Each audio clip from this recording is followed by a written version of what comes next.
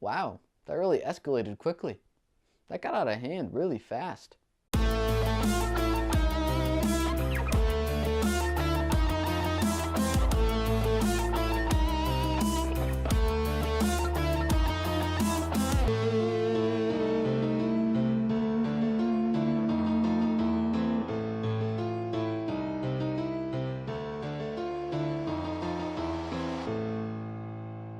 Hey everybody, I'm Mr. Wright, and welcome to Wright at the Movies. Today, I'm talking about The Big Short. It stars Christian Bale, Ryan Gosling, Steve Carell, and Brad Pitt, and it's about all these investors in the early 2000s who bet against the stock market right before that huge housing market crash, and they all made billions. And it's directed by Adam McKay, the guy behind Step Brothers, Anchorman, Ricky Bobby, and the other guys. And believe it or not, I actually kind of like those movies. They're dumb, yes.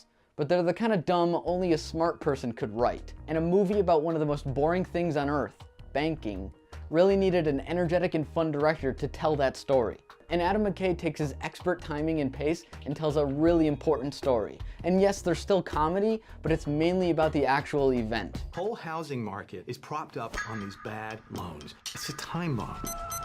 I remember when this stuff happened. Unfortunately, I wasn't quite old enough to really understand what it meant, but I remember it happening. I wanted to see a movie about it because I was curious on what it actually means and what happened and who is responsible, and it was a really big thing, and I didn't know a lot about it. I was worried this movie would be way too complicated or way too dumbed down. Luckily, it's right in the middle. The movie comes up with a really perfect way to help describe a lot of these terms and abbreviations to you, and that's with cutaway jokes and explaining scenes. There'll be a scene where they're talking about something super complicated and using all these banking terms, and you just feel lost. And right when you're about bored enough that you want to leave, they'll cut away to a scene of Margot Robbie in a bathtub, explaining it to you like you're a kindergartner.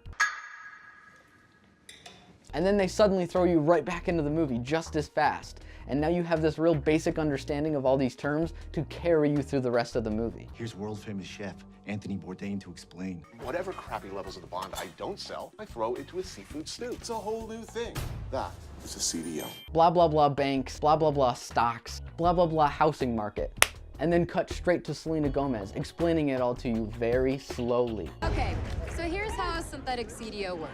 If the people only truly do care about the Kardashians' newest nose job or some jet skiing squirrel, they'll use those distractions to help describe the plot to you. That's not just a smart idea.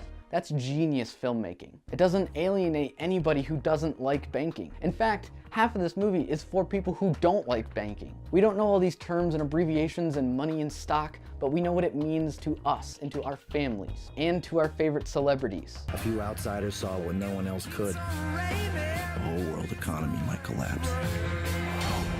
The cast is filled with some newcomers and some of our favorites, like Steve Carell, who's coming back and doing another amazing performance after last year's Foxcatcher. And hearing him go on and on about money and meetings and banking make The Office that much funnier. Brad Pitt plays the semi-retired Wall Street investor who just shows back up and walks all over these professionals. He's one of the best, even when he's playing a dude who's totally checked out. And Christian Bale plays this super mathematician who figured it all out before anyone else. And then he just sits back and watches as the numbers roll in. It's not even a bet to him, it's a fact. And he just sits back and watches it happen. Ryan Gosling plays this young cocky trader who just gets everybody in on it, and he just owns this entire movie. He's got this smug grin on his face through the whole thing, and he just knows that he's smarter than everybody else in the movie and everybody else in the audience. But that's not stupidity, that's fraud.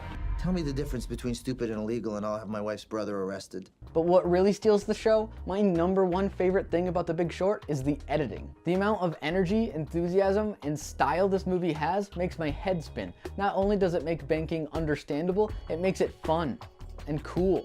However, in my mind, it's not a perfect movie. I found the cinematography a little weak. It doesn't look very good to me. It's all shot very flat, and it keeps going for this mockumentary style. The camera keeps trying to refocus and move and do this real gritty feel to it, but it's annoying and it's not needed. And even with all the help that this movie gave me, I'm still a little bit lost at some of the smaller details.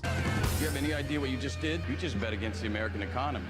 The Big Short was fun, energetic, had a great cast, and really great editing. It told a story that I didn't know much about, and it managed to do it in a really stylish and fun way. For a director that I was kind of underestimating, I was very surprised. I'm giving The Big Short 1 thumb up. Did you see The Big Short? What did you think? Comment down below. Thanks for watching, guys. I'm Mr. Wright. Please remember to like and subscribe, and I'll see you guys next time.